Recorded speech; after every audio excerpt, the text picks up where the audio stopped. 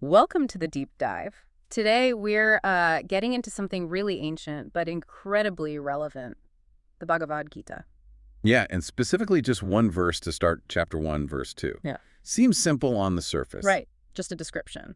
But we've got these different sources, YouTube scripts, storytelling takes, even like a really simplified explanation. And the goal here is to see what this single moment on this ancient battlefield tells us about, well, us. About human nature, how we make decisions. Okay, let's unpack it then. The scene, it opens with Sanjaya. He's the narrator, right?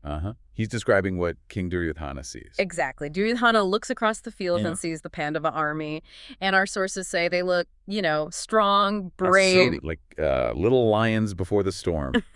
That description really stuck with me. Me too. You can almost feel the tension. But here's where it gets, well, really interesting for me. Okay. Despite how formidable they look, what's going on inside Duryodhana? It's not just aggression. No, the sources suggest this mix, don't they? It's like pride, definitely, but also worry. Yeah, pride and worry churning together. And what's his immediate reaction? he doesn't draw his sword. No. He quickly walked up to his teacher, to Dronacharya, the master strategist. The greatest warrior, yeah. And the crucial thing, the thing all our sources highlight, he went to talk, not fight, not yet, anyway. And what's fascinating there is just how human that is. You've got this powerful king, massive confrontation looming. Yeah, the biggest battle imaginable. And his first move is talk to his teacher. It really undercuts the image of just a purely aggressive warlord. One source had that analogy, like seeing the other team before a big game. Right, that feeling of nerves or excitement, or maybe both. That's what Duryodhana's feeling, but, magnified 1,000 times. Actually, it's not just a game, it's everything. And it shows that deep down, even someone who seems so powerful, so maybe arrogant, feels that anxiety and that need to connect, to seek some kind of wisdom or reassurance. It speaks volumes. So connecting this to the bigger picture, what's the impulse when we feel like that? Well, often it's to find someone wise, right? A teacher, a mentor, a parent, someone you trust. And that's exactly what he does with Dronacharya. Precisely. Though some sources hint it might be more complex, too. Maybe reminding Drona of his duty, testing the waters. Ah, interesting. So maybe not just seeking comfort.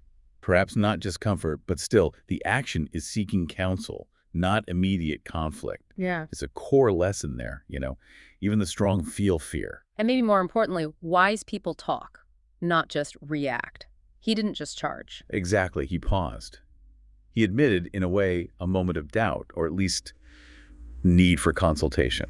So, okay, what does this all mean for, us listening? What's the big takeaway from just this one verse? I think it's pretty clear, isn't it? Before those big moments, those personal battlefields. Yeah, the big decisions, the tough conversations. It's okay. Actually, it's essential to pause, to talk it through with someone you trust. Don't just, rush in. Reflect. Right. And this raises that important question. Why is it sometimes so hard to just pause?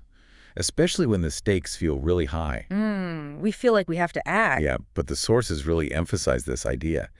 Real warriors don't rush. They reflect. That's not just about soldiers, is it? It's about how we handle any challenge. It's about thoughtful action. True strength isn't always the immediate reaction. Sometimes it's in the considered response. So think about this in your own life. When you face your own big decisions, your own challenges, remember this moment. Remember the power of reflecting, maybe seeking counsel, instead of just that knee-jerk reaction. And here's something to maybe chew on. If Duryodhana, this proud king at this incredibly critical moment, chose to pause and talk instead of just acting on pride or fear, what could that tell you about handling your own moments of uncertainty? What do you think he was really hoping to get from that conversation right before the chaos began?